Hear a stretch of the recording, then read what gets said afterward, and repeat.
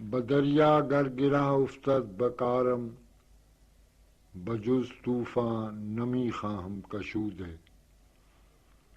سمندر میں ہوتے ہوئے اگر کوئی الجھن پیدا ہو جائے تو میں اس کی گرہ کشائی طوفان ہی سے کروں گا.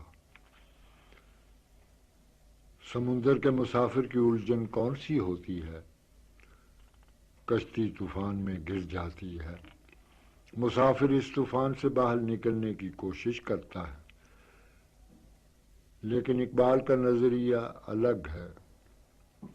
وہ اپنی کشتی حیات کو زندگی کے طوفان سے باہر کھینچ کر لے جانا نہیں چاہتا، اس لیے کہ یہی طوفان اس کی زندگی کا سرچشمہ بھی ہے اور اسے تازہ دم رکھنے کا ذریعہ بھی.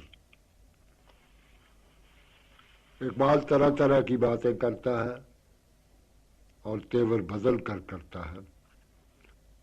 اسلوب بیان میں نئے نئے رنگ بھرتا ہے، نغمے میں نیا نیا آہنگ پیدا کرتا ہے، لیکن اس کی ہر تان ایک ہی جگہ پر آ کر ٹوٹتی ہے اور وہ اس کا تصور زندگی ہے کہ جسے وہ پہم کشاکش سے تعبیر کرتا ہے.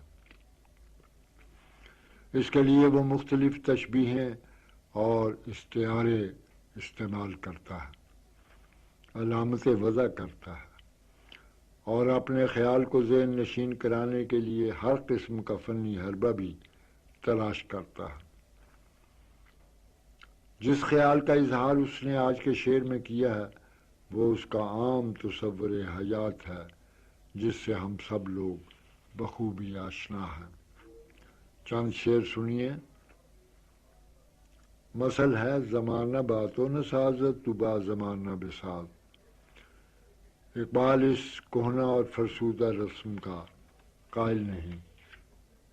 وہ کہتا ہے زمانہ باتوں نہ سازت تو با زمانہ ستیز. زمانہ تیرے موافق نہیں تو تو اسے اپنے موافق بنانے کے لیے تگ و دو کر. یہ شعر سنیے کتنا واضح، شوخ اور دلکش ہے. بدریا غلط و با موجش در آویز حیات جاویدہ اندر ستیز است. یعنی سمندر میں غلطاں ہو اور اس کی لہروں سے الجھ جا، کیونکہ اسی کشمکش میں زندگی ہے. اس سے زیادہ خوبصورت بات سنیے. اقبال کہتا ہے مرا صاحب دلے این نکتہ آموخت ز منزل جادے پیچیدہ خوشتا. مجھے ایک صاحب دل نے یہ نکتہ بتایا کہ منزل سے بڑھ کر خوش آئند شے پر پیچ راستہ ہے جس پر مسافر گامزن ہوتا ہے. پروانے کی طرف اشارہ کرتے ہوئے کہتا ہے منا پروانہ را پروانہ دانم کہ جانش سخت کوش و شعلہ نوش است. جلنا تو سبھی کو آتا ہے، لیکن پروانہ وہ ہے جو اتنا سخت جان ہو کہ اپنے آپ کو شعلے کے سپرد کر دینے کی بجائے شعلے کو نگل جائے. اقبال تو اسی کشمکش حیات کو راز حیات سمجھتا ہے کہ جو خطرات حیات میں پوشیدہ ہے.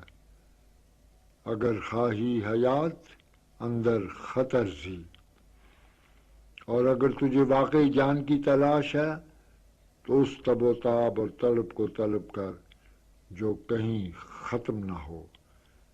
اگر جانے ہوسداری طلب کن تب و تابے کہ پایانے ندارد.